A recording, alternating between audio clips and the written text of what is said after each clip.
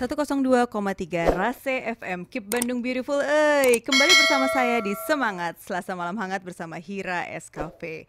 Teman Rase pasti inget dong, minggu lalu kita udah kedatangan seorang penulis, yaitu dia adalah Mbak Vidya Talisa yang menulis skrip untuk film Tulah 613. Dan ternyata animo dari teman Rase mengenai dunia tulis menulis ini lumayan luar biasa. Dan kali ini untuk beberapa episode ke depan mungkin kita akan mengundang teman-teman yang berhubungan dengan dunia tulis menulis. Sekarang di studio aku udah kedatangan nih seorang penulis, seorang perempuan cantik, perempuan muda yang sangat-sangat bertalenta, yang juga sudah melanglang buana di dunia tulis menulis. Siapa dia? Halo Agi. Hai Mbak. Di depan aku ada Agi Hatami. Beliau adalah seorang penulis yang baru saja melaunching novel terbarunya dia. Gi, boleh nggak sih cerita nih sama teman Rase di sana? Mungkin teman Rase masih ada yang belum mengenal Agi nih gitu ya. Boleh nggak sih cerita tentang Agi? Siapa sih seorang Agi Hatami? Siapa ya?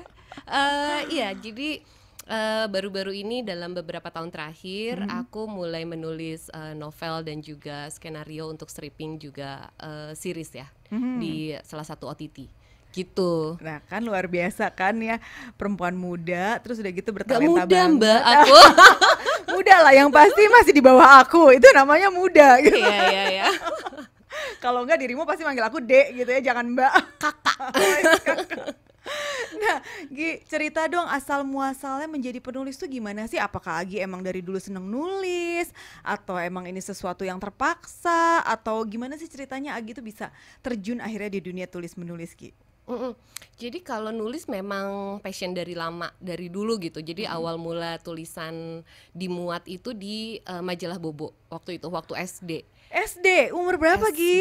Aduh aku lupa, kelasnya mungkin kelas 5, kelas 6 Aduh gitu kayaknya ya. aku SD kelas 5 gitu, kayak baru belajar baca nulis ya. Kayak kamu udah menjadi penulis di majalah Bobo. Ya ampun, luar biasa banget gak sih? Berarti memang passion ya dari dulunya ya Emang Gi ya? aku suka banget gitu Apa dari yang dulu. membuat kamu merasa suka sama menulis tuh gimana ceritanya Gi? Maksudnya saat itu ya, kita ngomongin dulu nih pada saat Agi kelas 5 SD itu kan anak kecil banget gitu kan, berarti umur mungkin sekitar 11-12 Iya, tahun 11 kali ya tahunan waktu ya. itu berarti kan kalau kelas 5 SD ya. Gitu. Aku lupa ya triggernya apa, tapi yang jelas memang aku senang nulis puisi gitu. Jadi Itu nulis puisi itu waktu itu? Puisi. Masih ada gak tuh puisinya? Ada disimpan. Oh iya? Iya dong. Wah, masih ingat gak puisinya? Tentang alam, enggak sih, aku nggak ingat. Tadinya mau minta dibacain di sini, tahu gitu kan harusnya dibawain ya. Iya, aku nggak inget, itu udah lupa. Cuman tulisan pertama yang dimuat itu di majalah Bobo. Di majalah Bobo waktu saat SD. kamu kelas 5 SD. Wah itu luar biasa banget ya. Tapi kamu menyadari kamu senang menulis dari umur berapa berarti Gi? Kalau SD itu kayaknya nggak sadar kalau suka ya, Ha-ha. tapi ya memang senang aja gitu. Tapi nggak jadi aware kalau ini profesi penulis kan masih belum cukup umum lah gitu saat itu Saat itu kan ya, gitu. Terus SMP, SMA kemudian berkembang sih. Jadi dari yang puisi, kemudian sama teman-teman itu bikin lirik lagu yang gitu-gitu. Itu mulai seringnya tuh cute. SMA. Jadi Kalau SMA kan emang mulai ya kita mengekspresikan diri dengan teman-teman, banyak yang ngeband lah, bikin puisi, bikin lirik lagu mungkin pas SMA. Tapi kalau SD itu luar biasa banget loh Gi. Gitu Apa ya. yang ada di kepala Agi kalau misalnya masih inget nih ya saat itu tuh gitu, saat menulis puisi, maksudnya berani mencurahkan, apakah itu isi perasaan atau gimana tuh Gi? Belum sih. Waktu SD yang aku ingat, aku lupa temanya apa, tapi belum isi kepala tuh nggak dikeluarin lewat Hanya situ. nulis aja gitu, Hanya senang nulis berkata-kata.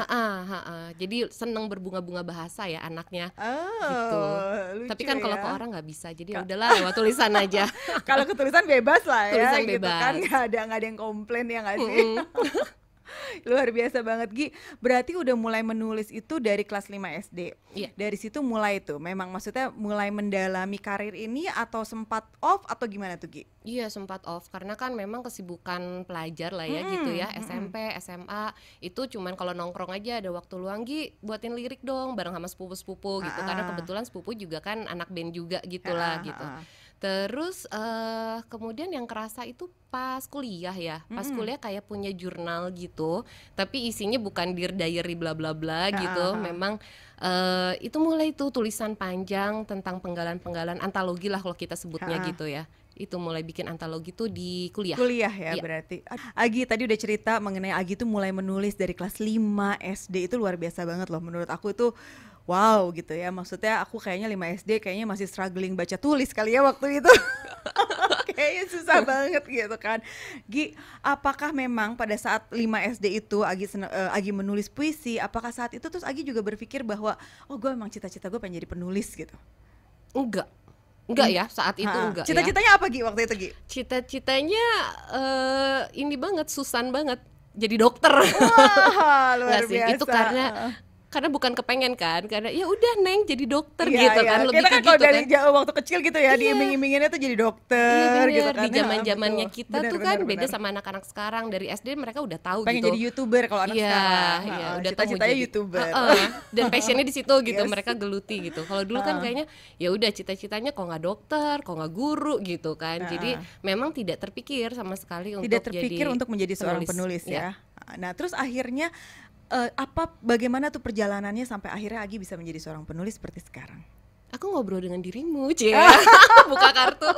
Buka kartu. Buka kartu. Iya, ini Iya. kejadian beberapa tahun yang lalu ya, sekitar Iya, 2 iya. tahun yang lalu ya. Aku inget banget tuh Agi dateng ke aku Gak usah cerita curhat. detail ya. Lagi curhat gitu ya, terus tiba-tiba lo 2 tahun kemudian lo dia udah bikin novel, keren banget nih anak gitu kan. Iya iya iya, itu salah satunya itu yang memang jadi faktor ya gitu. Kita obrolan cukup deep talk lah saat itu kan gitu. Terus memang selama ini tuh tulisan hanya di laptop aja gitu. Tapi maksudnya Sering. berarti selama ini selalu menulis gitu ya. Selalu. Jadi apakah Agi itu tipe pada saat menulis itu mencurahkan perasaan atau gimana Iya. Gi? Atau cuman mengarang bebas? Mencurahkan perasaan masih Mencurahkan saat perasaan. itu. Kalau Ah. sekarang kan menulis bukan berdasarkan apa yang kita rasain, Lebih tapi karena ke tujuan ya, kebutuhan. masa kebutuhan Aku penulisan lagi ya. meranin tokoh si ini berarti harus begini gitu. Oke. Tapi kalau dulu tuh tulisannya memang berdasarkan apa yang dirasakan gitu. Tapi orang akan tidak tersirat dengan jelas sih apa maksudku gitu dari tulisan itu.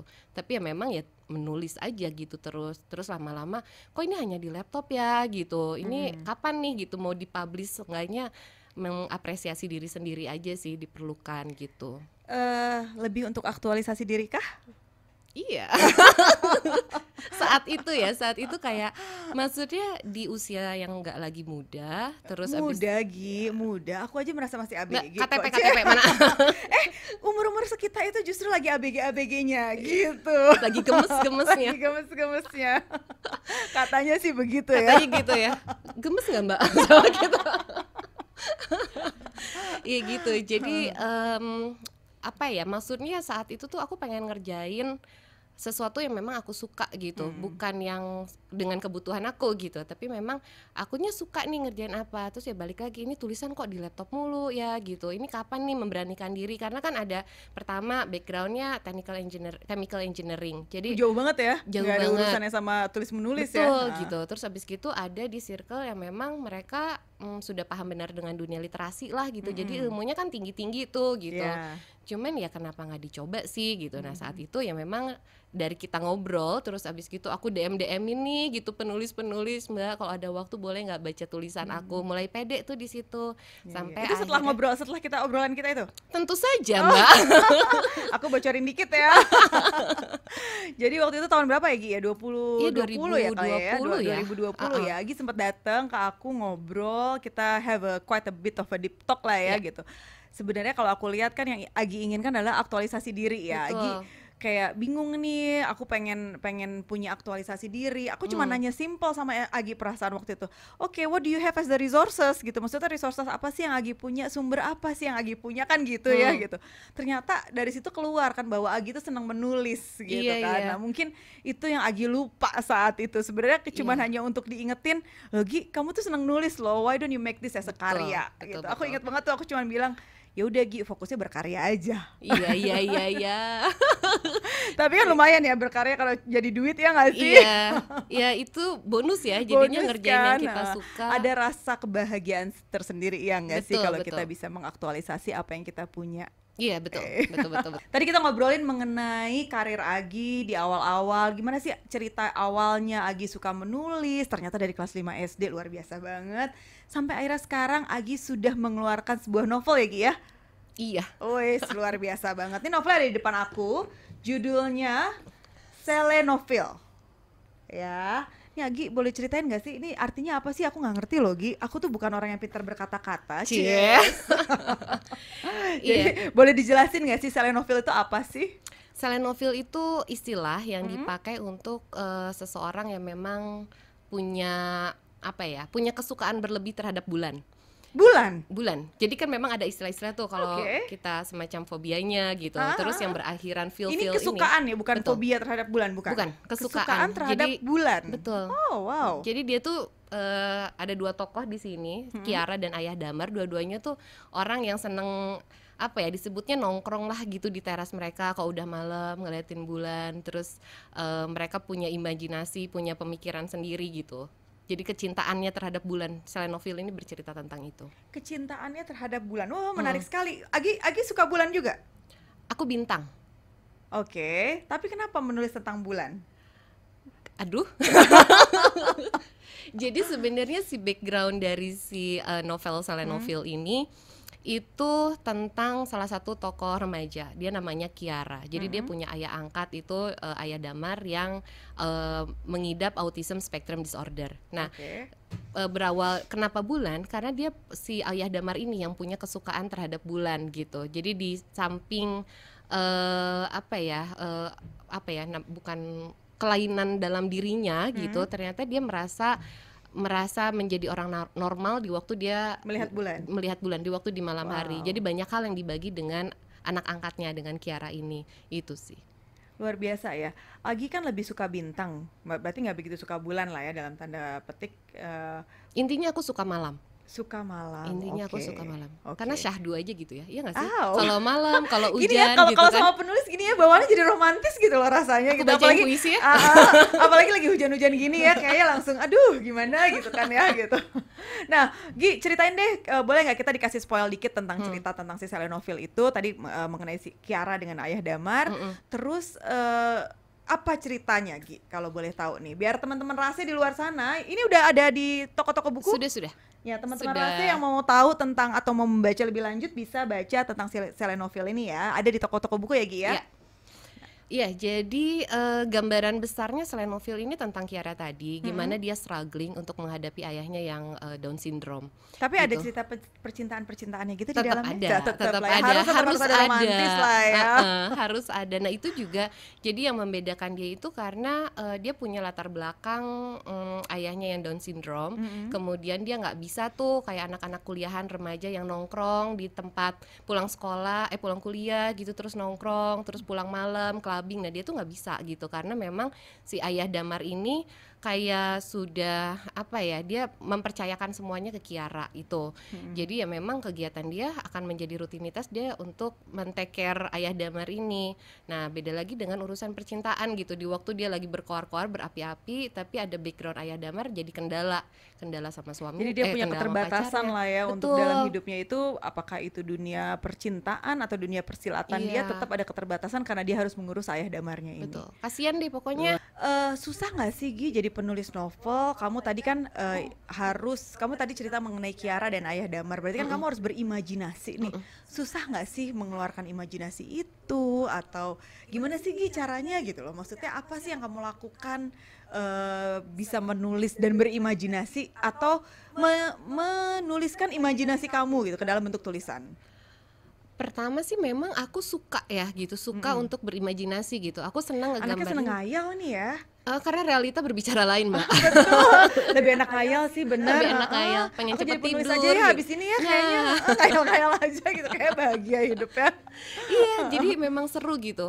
Maksudnya aku bisa membuat, itu kan seru ya, kita bisa menciptakan tokoh dengan bukan cuman gesture, cara berpakaian gitu, tapi dengan karakter yang kita mau gitu. Jadi ya antagonisnya pengen si ini namanya gitu. Si ini juga itu juga kan nggak asal pilih nama juga sih kalau untukku gitu ya. Semuanya berdasarkan riset. Kemudian kenapa bisa tadi pertanyaannya gimana imajinasi tertulis gitu ya. Itu ya memang kenapa ya kalau ditanya gimana, karena mungkin aku memang suka itu. Jadi aku suka menggambarkan sesuatu sangat deskriptif anaknya. Jadi kalau kita ngomongin nongkrong di kafe mana, ya aku nggak akan ngomong kafe mana gitu, tapi interiornya seperti apa, makanan yang biasa dipesan Kamu apa. senang menjelaskan ya, Iya, benar-benar aku sangat deskriptif, mendeskripsikan.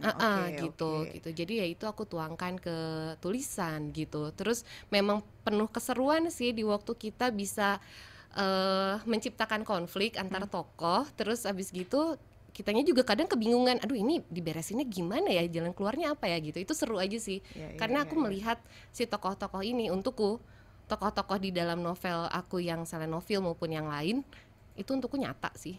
Jadi kayak aku, oh ya dia Memang ada gitu ya, memang ada. diciptakan ya. Iya gitu kayak Itu lucu juga ya, bener ya, aku gak pernah mikir ya kita tuh menciptakan seorang tokoh gitu kan ya. Oh iya ya. iya. Maaf ya, abis ini aku jadi penulis aja gak ya. Menciptakan tokoh. Bisa Lucu loh kita juga. bikin project bareng. Oh iya boleh, boleh, tapi kamu yang nulis ya, aku ngoceh aja. Aku ngetik berarti.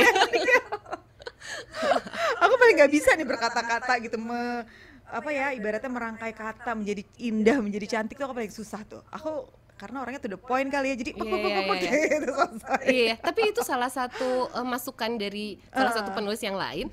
Karena dia bilang, Gi, kamu nggak suka konflik ya gitu. Jadi kan aku tipe yang kalau ada konflik ya udah aku selesaikan secepatnya. Nah di novel tuh kan nggak bisa begitu gitu ya. Konfliknya tuh harus dilebay-lebayin ya, justru harus Iya. dihiperbolain untuk menjadi cerita. Kalau nggak kan tamat ya nggak sih? Betul. Nggak bisa. Kalau Nggak bahasa ada- Sundanya nggak tuh ada selesai. ngayayai, bahasa Sundanya. Apa ngayayai? Ngayayai, artinya tuh harus diterus gitu, si konfliknya dibangun, udah beres ya nggak bisa selesai gitu. Iya, Ada iya. lagi yang lain. Nah itu juga masukan gitu. Oh ternyata memang aku nggak bisa gitu, karakter aku seperti ini terus aku masukin ke novel. Iya. Karena kan aku bukan sebagai Agi, aku sebagai Kiara gitu. Betul.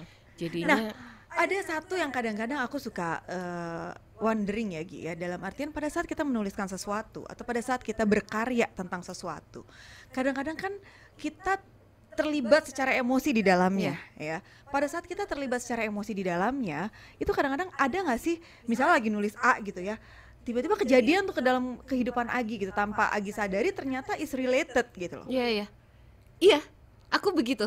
Maksudnya ada beberapa scene ya, ada beberapa scene loh. Kok ini kayak contohnya ini aja yang lagi aku kerjakan sekarang, itu aku ngambil tokoh si A gitu ya. Aku hasil riset terus oh ini arti nama si ini, aku tuh paling seneng milih nama karena secara filosofi kan ada artinya. Iya, seru ya. Seru gitu. Aku seneng tuh dulu waktu cari nama buat anak gitu, tapi Iya, anaknya iya. cuma 2 ya, nyari namanya cuma 2 kali, abis itu nggak nyari lagi ya. Sekarang cari lagi. Buat jadi tokoh Anak ya, lah. jangan buat jadi anak baru.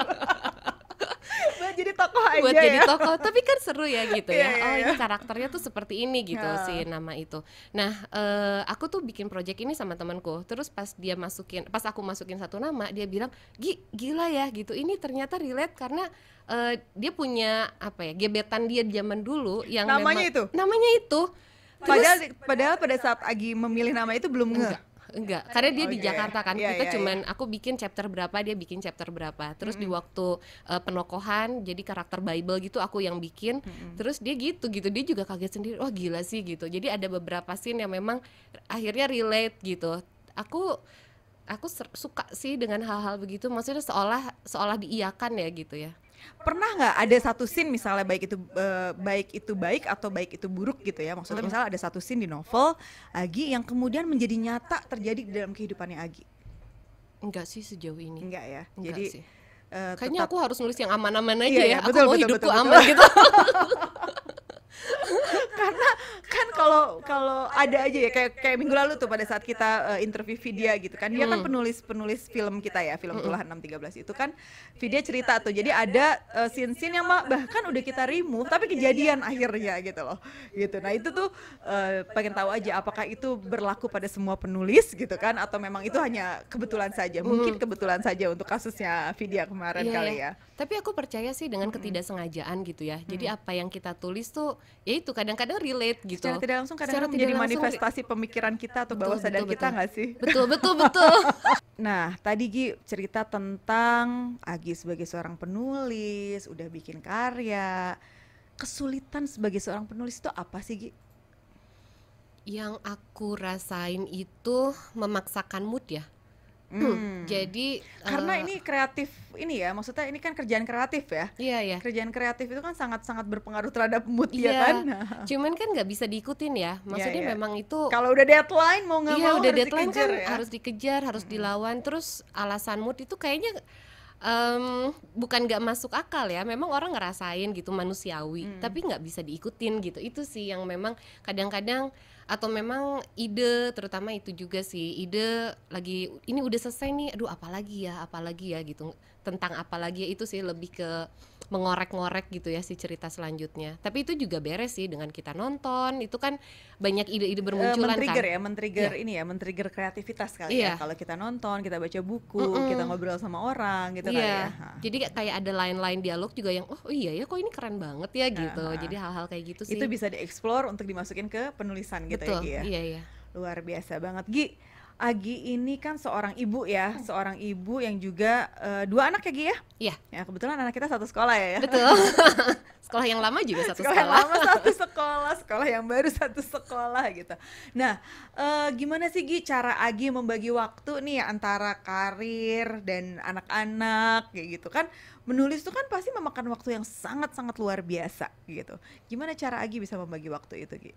Kalau untuk nulis novel sih aku nggak ada kendala ya, karena memang aku tipikal penulis yang aku diem di rumah aja gitu. Aku diem di rumah, terus habis gitu anak-anak pergi sekolah, dan aku tuh nggak bisa di tengah keramaian gitu. Jadi bising gitu aku nggak bisa. Jadi lebih senang di rumah dengan Jadi suasana memang senang di quiet rumah. gitu ya. Gitu. Jadi memang nggak ada kendala di waktu nulis novel. Nah misalnya nih pada saat lagi tengah-tengah nulis, kita kan kadang-kadang kalau misalnya menulis itu kan lagi mengalir di kepala, tiba-tiba anak-anak datang terus rese-rese gitu, gimana tuh?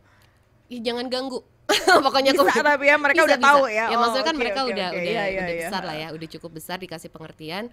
Terus ya udah aku pasti, maksudnya kalau aku dengerin mereka terus aku nulis, dua-duanya nggak akan klop kan gitu. Betul. Jadi nggak akan ada yang fokus. Mendingan antara aku dengerin mereka dulu baru aku lanjut nulis, atau aku nulis dulu sampai selesai baru aku balik ke mereka gitu. Kan kadang-kadang kesel ya, maksudnya lagi tengah-tengah lagi wah lagi bergejolak banget gitu kan, semua Iya. yang ada di kepala lagi hot-hotnya tuh gitu kan, tiba-tiba digangguin gitu kan. Maksudnya anak-anak kan kadang-kadang nggak bisa nunggu tuh ya. Iya betul, Tapi harus saat untung itu juga. anak-anak udah gede ya. Sekarang umur berapa Gi anak-anak Gi? 12 dan 10 ya. Jadi udah pada ngerti lah Iya, ya, udah bisa pada dikasih ngerti. tahu, jadi nggak mengganggu. Jadi bisa mengalir dong karya-karyanya. Amin ya. Kalau untuk novel sih nggak kendala, cuman kemarin kendala tuh stripping aja sih, ngerjain stripping. Karena ya kalau stripping pastinya capek Aduh, ya, karena tiap capek. hari benar-benar dikejar deadline. Iya, tidur 6:30 pagi, terus gimana dong? Gitu. Anak-anak nggak keurus aja, terus pekerjaan yang lain juga kan jadinya nggak ada yang supervise gitu ya. Iya. Itu sih lebih keteteran kalau ngerjain stripping. Yes. Karya-karya apa aja Gi yang sudah pernah Agi hasilkan dan akan Agi hasilkan? Sejauh ini novel saya novel, kemudian ada juga cerpen tentang misteri menyambut Halloween. Jadi Wow. Oktober ini juga akan launching. Akan launching ya. Kemudian kemarin itu stripping di salah satu TV lokal itu, terus di OTT juga tinggal tunggu tayang, ngerjain series 10 episode. Udah sekarang ongoing, tadi pagi baru aja masuk naskah untuk novel berikutnya, tinggal tunggu kabar deh. Gi, aku mau nanya sebelum kita tutup ke teman Rase untuk program malam ini, aku mau nanya nih, apa sih tips dari Agi untuk teman Rase? Mungkin banyak teman-teman Rase di luar sana yang pengen menjadi seorang penulis, baik itu penulis novel, penulis naskah, atau penulis-penulis lain-lainnya. Kan banyak ya sekarang ya, lini penulis itu kan banyak. Betul. Kan, gak hanya novel, gak hanya cerpen gitu kan, bisa jadi penulis naskah. Apa Gi kira-kira tips dari Agi untuk teman Rase di luar sana? Kalau dari aku sih percaya dengan apa yang kita tulis ya. Jadi kadangkala kita tuh terlalu takut untuk dinilai orang, Ya. terlalu takut dengan validasi orang lain gitu. Apalagi dengan background, aduh tapi aku baru suka nulis baru-baru ini misalnya, atau background pendidikan juga edukasi bukan dari dunia sastra gitu.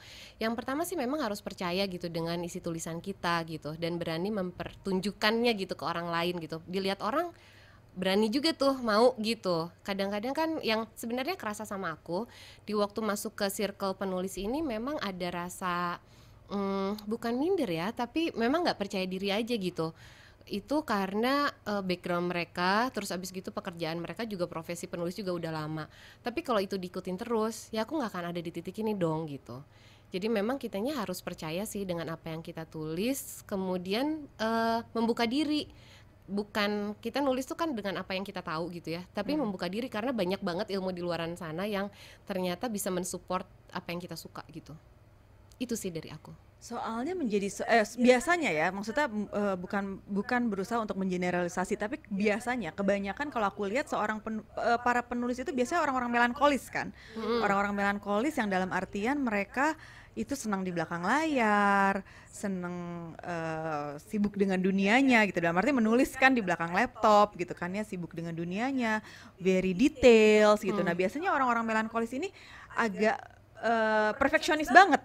Sehingga pada saat mau mengeluarkan sesuatu, misalnya mau mengeluarkan tulisan, kayaknya nggak pedean karena merasa aduh kurang perfect, bener nggak sih kayak gitu? Iya betul. Jadi bahkan di novel Silent Novel ini setelah cetak kemudian aku baca, aduh gitu, bukan Harusnya terasa begini gitu, harusnya begitu, masih gitu. aja ada Iya, ya betul. terus ya. Ketidakpuasan ya gitu, bukannya berbunga-bunga senang, ya senang finally ada nih Iya, gitu iya. ya.